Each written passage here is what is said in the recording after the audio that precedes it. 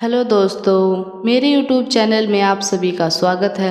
आज मैं आपको जो कहानी सुनाने जा रही हूँ वो कहानी एक हाथी और चतुर खरगोश की है। आइए हम कहानी को शुरू करते हैं। एक हरे भरे वन में नदी किनारे हाथियों का एक समूह रहता था, जिसका मुखिया चतुर्दंत नामक हाथी था। वर्षों से वह समूह उस वन में सुखमय जीवन व्यतीत कर रहा था, लेकिन एक समय वन अकाल की चपेट में आ गया। नदी का जल सूख गया, वन की हरियाली चली गई और हाथी भूख प्यास से मरने लगे। इस विपत्ति से निकलने की प्रार्थना के लिए सभी हाथी अपने मुखिया चतुर्दंत के पास गए और बोले, गजराज, इस अकाल की स्थिति में यदि हम और अधिक इस वन में रहे तो काल का ग्रास बन जाएंगे। यहाँ भूखे प्यास रहना दुष्कर है। कृपया कर किसी अन्य स्थान की खोज करें जहाँ जल स्रोत और हरियाली हो। चतुर्दंत विचार मगन हो गया। कुछ देर तक विचार करने के बाद वह बोला, यहाँ से कुछ दूरी पर एक तालाब है जो पूरे वर्ष जल से परिपूर्ण रहता है। हमें वहीं चलना चाहिए। कल सुबह ही हम सब उस तालाब की ओर चलेंगे। अगले ही दिन सभी हाथी उस तालाब की ओर चल पड़े। 5 दिन और 5 रात की यात्रा पूर्ण कर वे वहां पर पहुँचे।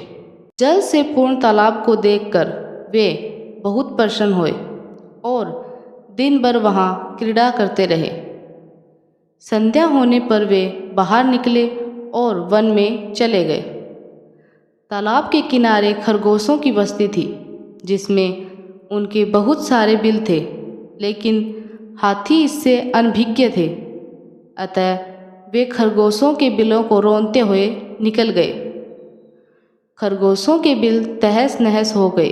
कई खरगोश घायल हुए और कई खरगोश मारे गए।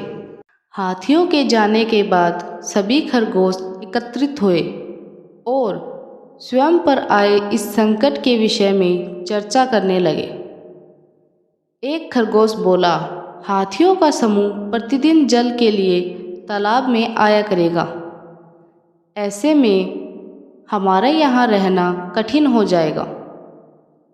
वे हमारे बिलों के साथ हमें भी रौंद देंगे। हम में से कोई भी नहीं बचेगा। हमारा वंश समाप्त हो जाएगा। फिर एक अन्य खरगोश बोला, जीवन है तो सर्वस्व है। जीवन रक्षा के लिए जो संभव हो हमें वो करना चाहिए।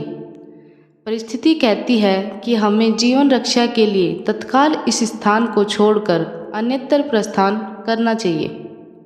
खरगोश अपनी भूमि छोड़कर अन्यत्र जाने के विचार से दुखी थे।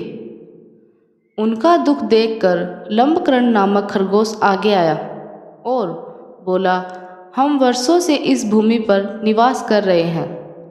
हम अपनी भूमि क्यों छोड़ें?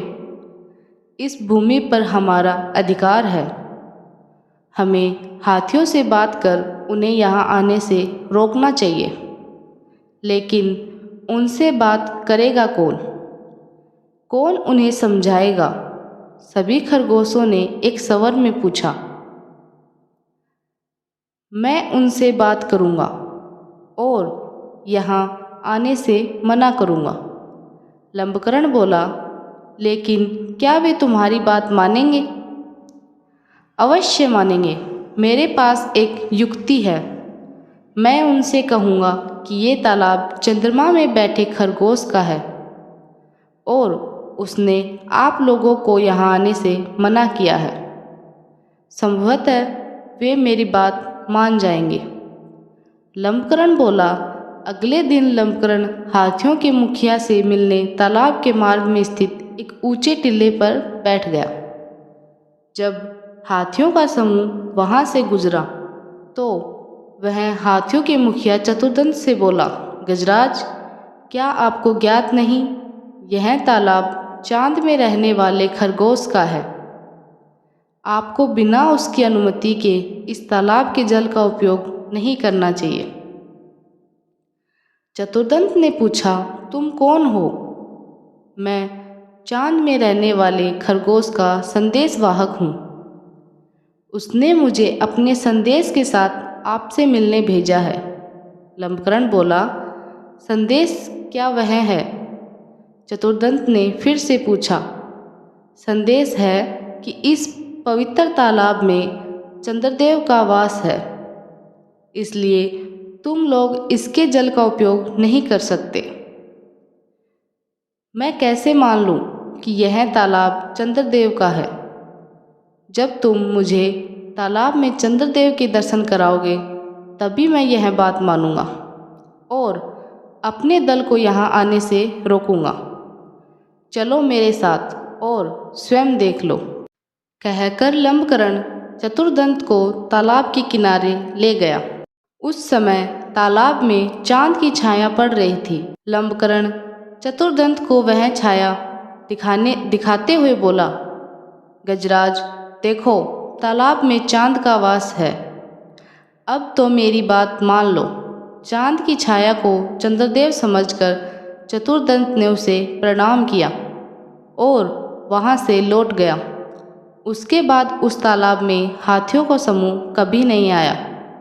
इस कहानी से हमें सीख मिलती है कि बुद्धिमानी से किसी भी समस्या का समाधान किया जा सकता है। थैंक यू दोस्तों। अगर आपको मेरी वीडियो पसंद आई हो तो प्लीज़ वीडियो को लाइक एंड शेयर कीजिए और मेरे चैनल को सब्सक्राइब कीजिए।